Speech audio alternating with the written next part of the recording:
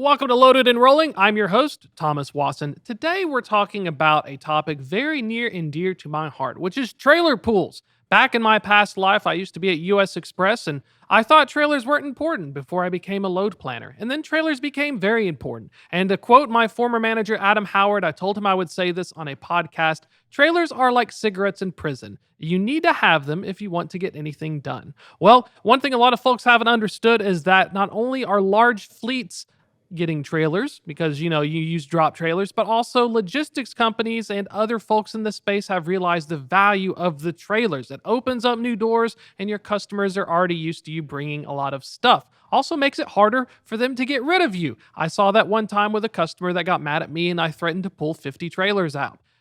It was a lot. I would have done it. Don't tell them that. All right, without further ado, let's bring in the folks who can tell us more about what they're working on. It's the folks at ITS Logistics, and I'm super excited to be welcoming Tom Larson. He's their Senior Vice President of Sales at ITS Logistics. And Tom, absolute pleasure to have you on the show. Tell us, before we dive into the trailers, give us some backstory. Give us some lore.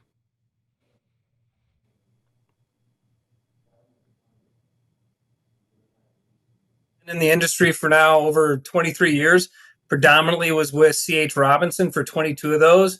Have now come over to ITS Logistics to lead their sales and account management teams. And let's do a quick repeat on that real fast. We had you cut out a little bit. We'll snip it up. So tell us a little bit about your backstory, and then we'll dive into the trailers. Perfect. So a little bit about me, Tom Larson, Senior Vice President of Sales here and Account Management here at ITS Logistics. Been in the industry for over 22 years. Majority of that was with C.H. Robinson, now with ITS Logistics here for the last 8 months.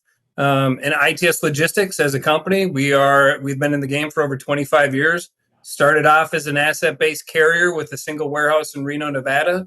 And today we're one of North America's fastest growing asset-based modern 3PLs. So we've got over 4 million square feet of distribution and fulfillment. We're a top 12 drayage provider and a top 20 freight brokerage, still operating with a small dedicated fleet.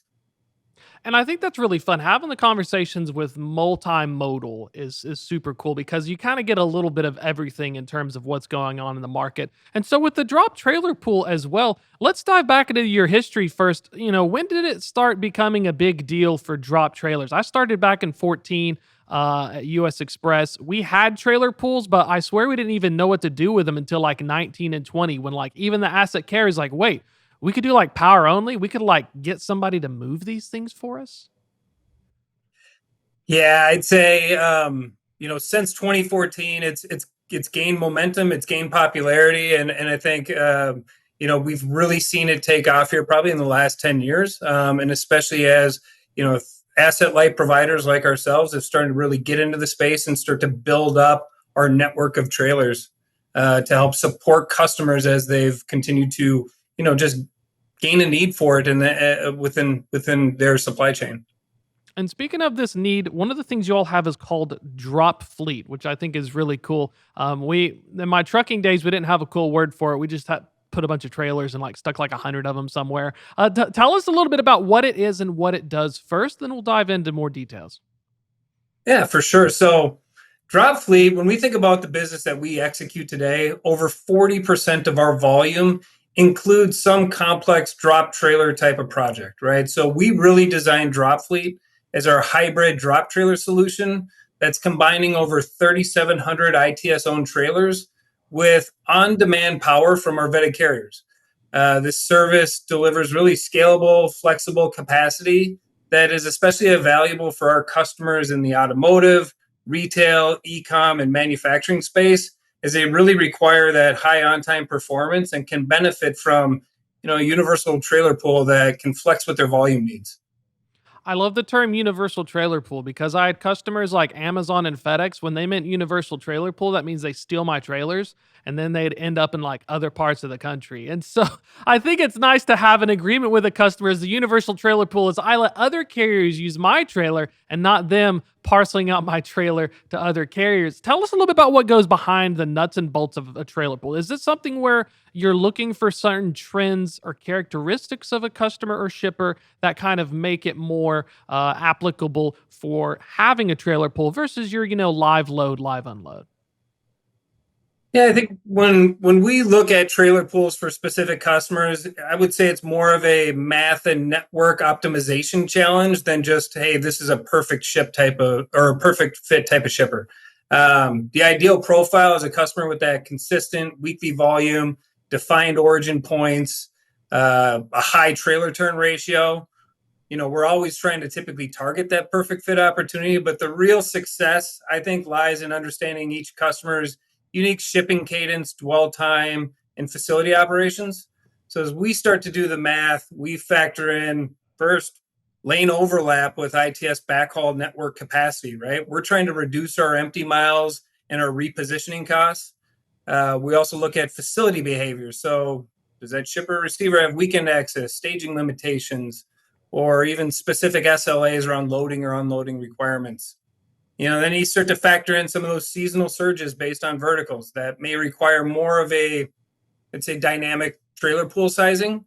And then you factor in also the trailer dwell visibility. You want to try to avoid as many bottlenecks or misuse of your assets as you can. So I think by doing that math, it ensures operational efficiency along with network optimization of your own trailers to make those trailer pools sustainable at a large scale. You have one of my favorite words is network optimization, because I feel like that's one of the big things that, I've seen 2 to 1, 3 to 1, 4 to 1 ratios. Back in the day, we kind of looked at it as we'd have to pull the volumes, we pulled the estimated volumes, then we'd allocate trailers based on that. Is there something now, maybe technology wise, or have we kind of gotten in the future where it's becoming a little bit easier to actually answer that question, which is how many do I need to set up at this location? So I don't just have like a plus 30 where there's 30 empty trailers, and then my other markets are hurting because they may need some of that equipment. 100%. So, as we look at it, when we start to think about once a drop fleet program is live with a customer, we typically are operating at that 2 to 1, 3 to 1 type of ratio per active lane, depending on cycle times and just facility constraints.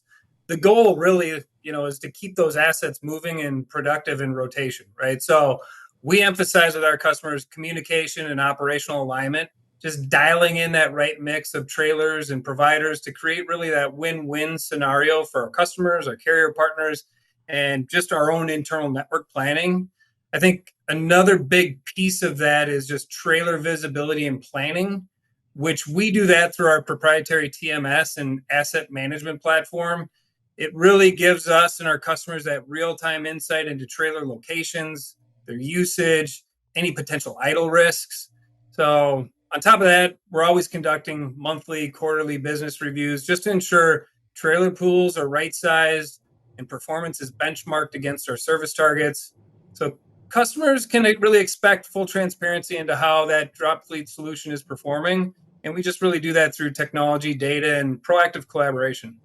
And when you're looking to snag the customer, I've had the fortune of working with some of the large Fortune 50, Fortune 100s. Sometimes you'll see mixed pools. Is there kind of a one size fits all approach when you all are approaching these customers wanting to set up a trailer? Is it kind of do you target the big ones who are like, well, I'll give you like 50 out of like a 500 trailer location, or is it something where like these SMBs, small medium sized businesses? Is that kind of where the big growth is? We're saying, well, I can give you like 20, and then you become like the provider. I kind of, it's so all over the place. What's kind of the typical, profile? Yeah, I think that the typical profile can mix. I mean, predominantly, I would say it's going to be those large, heavy volume shippers where we're injecting ITS owned trailers and assets. We do also have a large, extensive carrier network, partner carrier network that we're dropping trailers in as well. So we can kind of do a hybrid mix between our equipment, our partner carriers equipment, and kind of flex to the needs of those customers across different verticals, different size segments, and just different volumes. So it's kind of a flexible, creative fit that we can do based on each unique customer size, needs, and scale. Well, it's also kind of like it's like a moat, or think of it like a honey trap for carriers. Because let's say I'm a small fleet, I'm growing, I got like 25, 30 trucks. if I'm doing it right, let's say I have 60 trailers. If I want to start a trailer pool, 60, 75, I'm used to a 3 to 1 as a rule of thumb. Is that something where you can then offer the access and say, well, we've got a pool of like 50, but if you want to take this lane, let's set you up with like 10 and you can have 10, you'll get 3 loads a week or something. Is that kind of the opportunity? Because that was a very interesting thing I noticed that a lot of large carriers and brokers are moving towards, even Amazon, where I'm going to lock you in on that power only move. But then also, it's more likely you're going to stick in that power only network because you can't just go to like what is it, Kenny's, Tenny's. There's a few trailer rental, Penske. You can't just go out there and rent another trailer. It becomes cost prohibitive. Yeah. Yeah, I think it's offering that flexibility with our carrier partners, but also making sure that we're continuously using our vetted carrier base to maximize efficiency with our trailers and just with our carrier with our customers' business as well. So we'll plug and play where needed with our own equipment with the power only carriers that we work with to inject them into certain segments of business. It may fit really well for them regionally or even nationally, depending on the carrier. So we can kind of plug and play the best fit as we look at it from both our equipment and then where we may plug their equipment into a particular solution as well. And looking at the telematics on the equipment, trailers used to be very cheap, but they also weren't very smart. And so now there's everything from cameras inside, weight sensors, telematics, and everything. What are you all seeing as you all are looking ahead? You're buying a lot of trailers, you're in the marketplace. What does the new trailer look like? What are some of these things that folks are asking for when you're showing up to a customer? Is it normally you all, or do you have shippers themselves say, yeah, I really need them with weight sensors or something? I think it can be a combo of both. I mean, we're always trying to ensure that we've got the most up to date equipment that we've got within our fleet to bring to our customers, but we will customize. So if there's a particular piece of business that we're talking to a customer to, and they need, e-tracks or specific requirements within those trailers, we may customize the solution there and the equipment that we inject into their supply chain. I always feel the worst are carpet spec or paper rolls because people will mess those up and then they'll crack open like pinatas if they don't have the reinforcement. 100%. Yeah, you're right. I've done that before on accident. So don't, if anyone outs me, we have carpet spec and non-carpet spec trailers. Most were carpet spec, but I learned the hard way because they'll start bowing out of the edges and you'll see the end of a paper roll. And these things are like real flimsy walls. And so I digress. But you have a drayage component too. And so, looking at these large customers and trailer pools, is that also extend towards, is it a full truckload? Is it a drayage? Is it an across the board? For folks who aren't as familiar with how these trailer pools work, what's kind of the landscape on these other modes as well? Yeah, predominantly drop fleet is all 53 vans, dry truckload. We do offer pools and chassis pools and other solutions that we operate from a drayage space.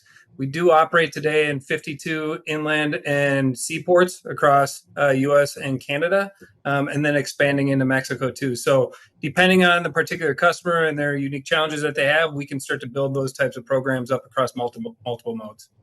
Does it? I heard with chassis, I don't really have to buy them myself nowadays. There's like giant chassis sharing agreements. There's special chassis providers. Is it kind of? I guess it's a little easier than just going to like a Wabash and buying like 3,000 of them compared to the folks who already do it. So I guess it's kind of easier to set it up as needed versus the 53-foot dry vans. 100%. You're accurate there. I would hate to have the 53-foot dry van shared pool because if I've seen anything with pre-inspections, they just like don't even notice if the tires are like dry rotted and then it explodes or the hub failure. Better to keep it in house. Diving into freight fraud, big trend here. Having control of your trailers also opens up the opportunity to make sure you have validated trailers, validated carriers. Tell us a little bit about how this all extends into freight fraud and kind of let's just get your thoughts. What's the current scene in terms of tackling fraud?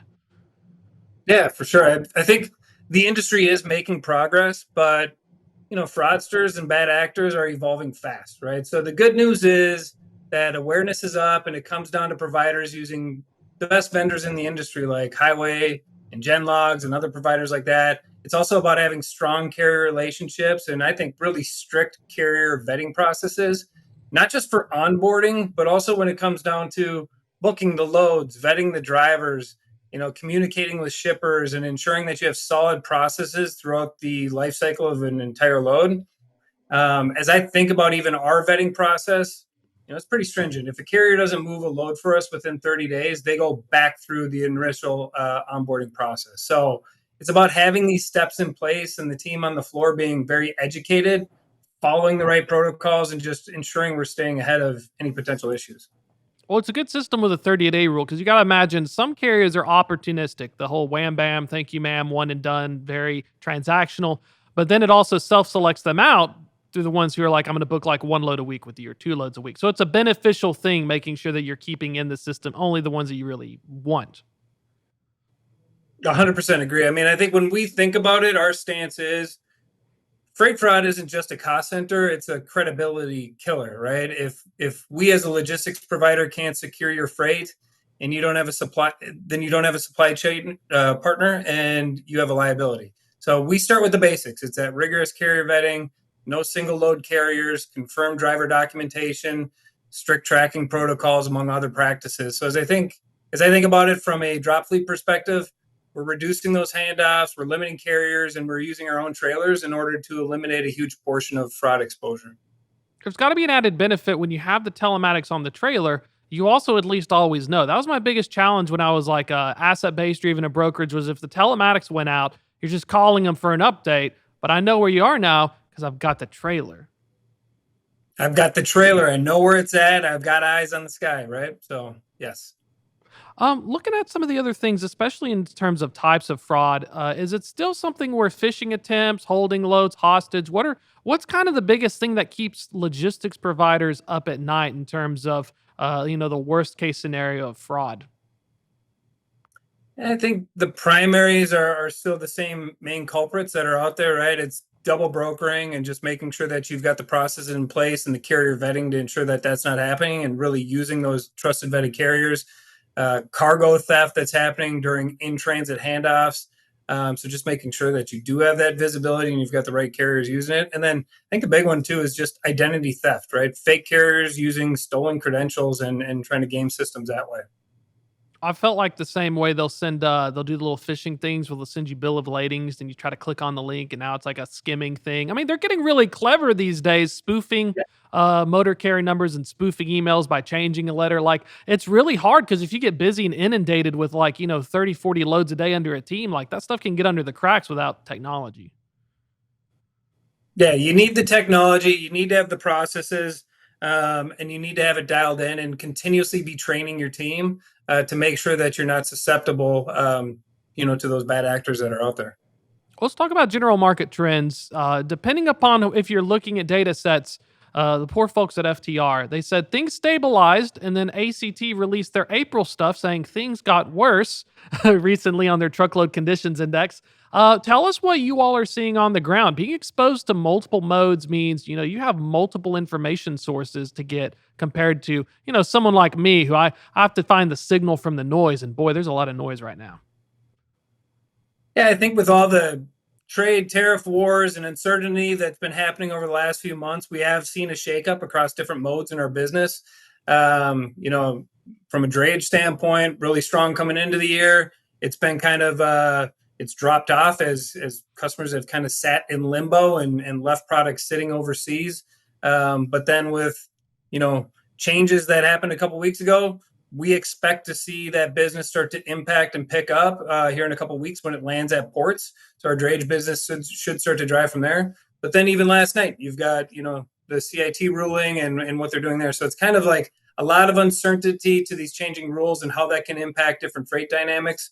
But overall, we've seen steady volume growth across our different modes and services on the truckload side with our LTL products, and then even with our distribution and fulfillment. So I think it kind of it ebbs and flows in waves based on the mode and what's kind of happening with different trigger events within the market.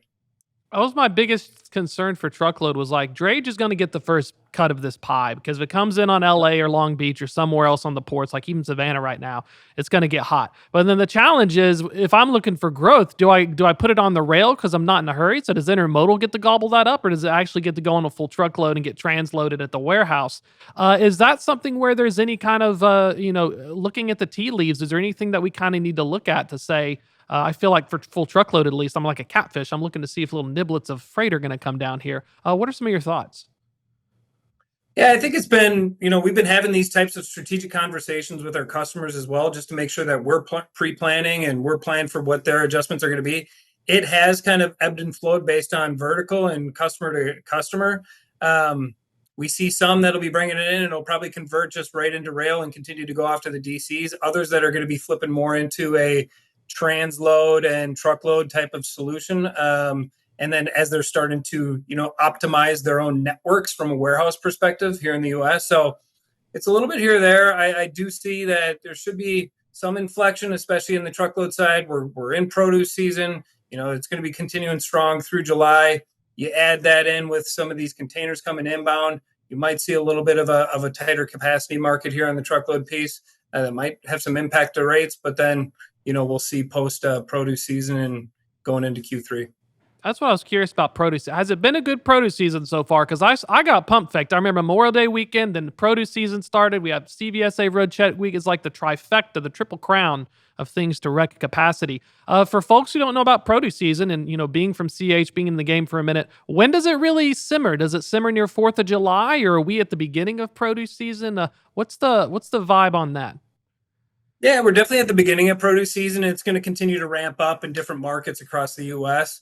As we start to see this move forward over the next month into June, it's going to really pick up. And then as you start to get into that 4th of July, that's kind of, the peak, right? And then it'll start to really fall off post 4th of July.